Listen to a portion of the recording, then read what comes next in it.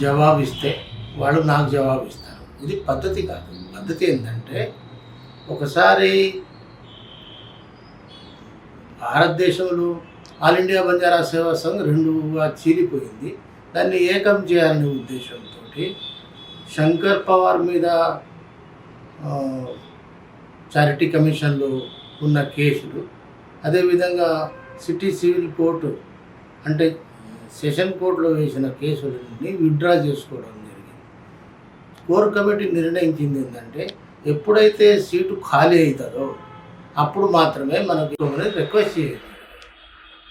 Core committee తీసుకున్న నిర్ణయం ప్రకారమే నేను చారిటీ కమిషన్ ఎన్నికలు జరగాల, సజావుగా ఎన్నికలు జరిపితే భారతదేశంలో ఉండే బంజారా జాతి ఒక మార్గాన్ని సృష్టించినట్టు ఉంటుంది అని శంకర్ పవార్ గారు ఒక బిల్డర్, ఒక వ్యాపారి, ఇందులో వచ్చి ఏదో లబ్ధి పొందుదామనే ఉద్దేశంతో, రాజకీయ దురుద్దేశంతో ఆయన ఈ ఆర్గనైజేషన్ను ఏ రకంగా కబ్జా చేసుకుందామని ముందుకు వచ్చి ప్రయత్నం చేయడం జరిగింది.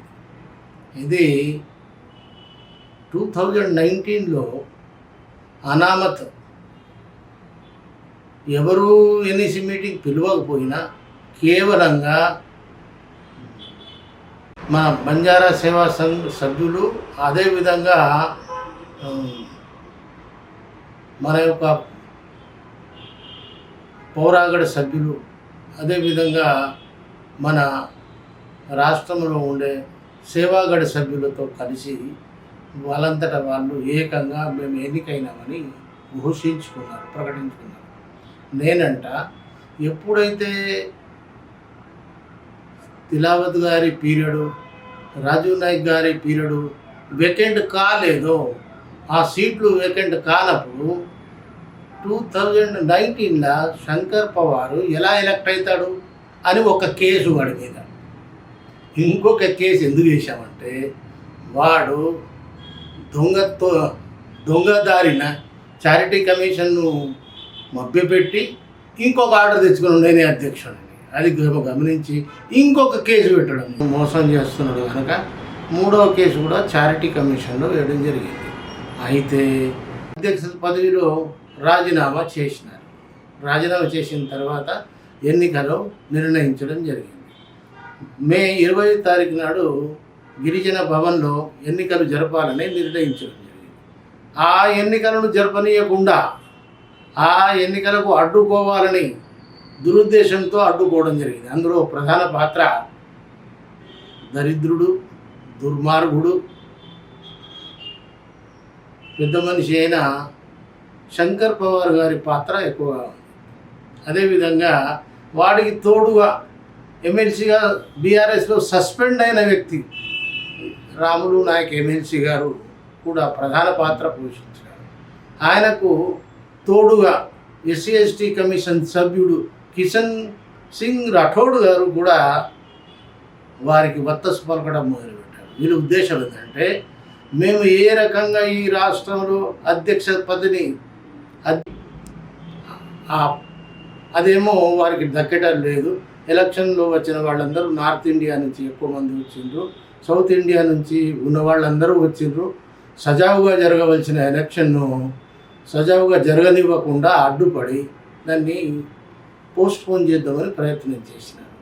కానీ భారతదేశం నుంచి వచ్చిన మేధావులందరూ కలిసి మేము ఎన్ఈసి మెంబర్లము, జాతీయ కార్యవర్గ సభ్యులం, ఎవరో చెప్తే వినేవాళ్ళం కాదు అని అందరు ఏకమై డాక్టర్ టీసీ రాఠోడ్ గారిని అధ్యక్షునిగా, జాతీయ అధ్యక్షునిగా ఎన్నుకోవడం జరిగింది. అయితే అంతకంటే ముందే నీలయ్య నాయక్ గారు ఏదైతే ఆల్ ఇండియా బంజారా సేవను స్థాపించిన మహానీయుడు వసంతరావు నాయక్ గారి సంతతి వాడు. ఆయన కూడా నేను విత్డ్రా చేసుకుంటానని, నేను పోటీ చేయాలని విరమించుకున్నాడు.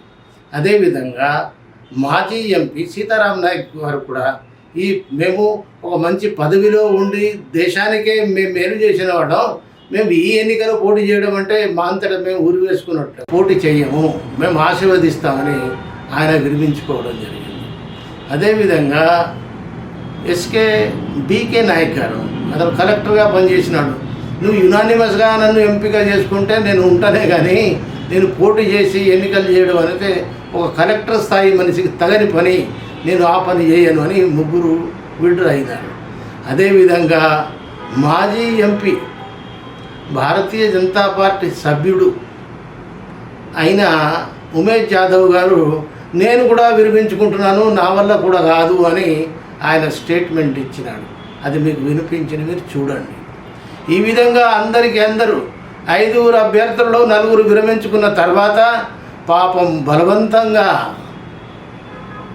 డాక్టర్ ఉమేష్ జాదవ్ గారిని పూలదండలు వేసి ఏకగ్రీవంగా ఎన్నికైనాం అని ప్రకటించుకోవడము, అలా చేయడం అంటే భారతదేశంలో ఉండే బంజారాకు అన్యాయం చేసిన వాళ్ళు అవుతారు. కాదు ఉమేష్ జాదవ్ గారు బాగా పనిచేసినారు. ఇక్కడి నుంచి ట్రైన్లో మనుషులను తీసుకుని పోయి ఢిల్లీలో సమావేశం జరిపి అక్కడ నాటకం ఆడి నృత్యాలు చేసి తిరిగి వాపసు పోయి ప్రభుత్వం నుంచి ఎటువంటి సహాయాన్ని ఎటువంటి మద్దతును కూడగట్టలేకపోయినాడు ఆయన కాలంలో, ఆయన పీరియడ్లో, ఆయన ఎంపీ పీరియడ్లో. అదేవిధంగా లక్కీషా బంజారా గురించి ఆయన మీటింగ్ పెట్టినా అన్నాడు, సేవాలాల్ మహారాజ్ గురించి మీటింగ్ పెట్టినాను. ఈ మీటింగ్ పెట్టుడంతా నాకు పదవి కావాలా, నాకు ఆల్ ఇండియా బంజారా సేవా సంఘ్ మద్దతుగా ఉన్నది, బంజారాస్ అందరూ భారతదేశం నా మద్దతుగా ఉన్నారు, నాకు క్యాబినెట్లో స్థానం కావాలని నరేంద్ర మోడీ గారిని రిక్వెస్ట్ చేసుకున్నాడు. మీకు తెలుసు కదా, నరేంద్ర మోడీ ఒక్క నిర్ణయం ఒకసారి తీసుకుంటే 5 సంవత్సరాలు ఆ నిర్ణయం మీద కట్టుబడి ఉండే మనిషి అనే విషయాన్ని డాక్టర్ ఉమేష్ గారికి తెలియదా? ఆయన ఏ నిర్ణయం తీసుకున్నా అటు చక్కటి నిర్ణయాలు తీసుకుంటాడు. ఇతను కాంగ్రెస్ పార్టీని వదిలి బీజేపీలో చేరి ఈ రకంగా కుతంత్రాల పాలు చేసి జాతిని సర్వనాశనం చేసిన ఉమేష్ జాదవ్ గారికి, వారి నాయకత్వానికి నమ్మకండి. ఉమేష్ జాదవ్ గారు వెస్ట్ మనిషి. ఉమేష్ జాదవ్ గారు చేసే పని ఏం లేదు, ఆయన పని చేయడం చేత కాదు.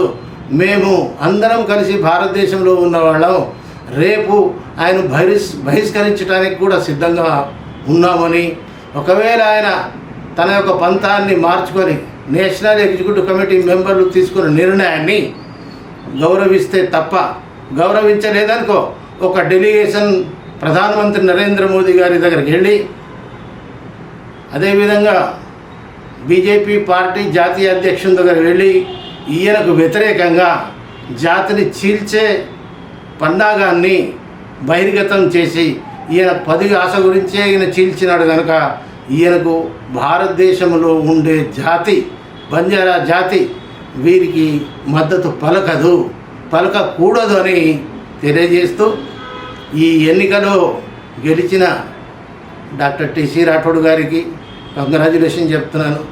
వీరికి మద్దతు పలికిన భారతదేశంలో ఉన్న నాయకులందరూ అంటే ఎన్ఈసీ మెంబర్లు, వాళ్లకు పేరున మొదటి నుంచి మొదలుపెట్టుకుంటే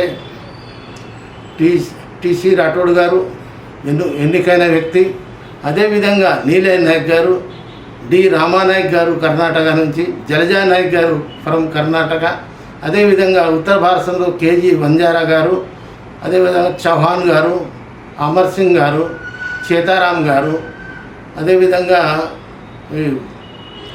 జాధవ్ గారు, అదేవిధంగా అక్కడి నుంచి వచ్చిన కార్యకర్తలందరూ కూడా వారికి పేరున ప్రధానంగా ముఖ్తార్ కాలియా ఫ్రమ్ కశ్మీర్, ముఖ్తార్ కాలియా కశ్మీర్ నుంచి వచ్చారు. పాపం వారి ఆరోగ్యం బాగలేకుండా.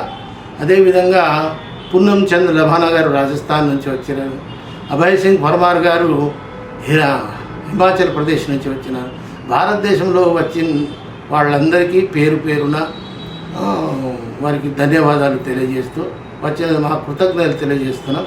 వారికి జరిగిన అవమానాన్ని, తెలంగాణలో ఉన్న దుష్ట శక్తులు చేసిన అపమానాన్ని నేను క్షమాపణ చెప్తూ సెలవు తీసుకుంటాను. జై హింద్, జై భారత్, జై బంజారా.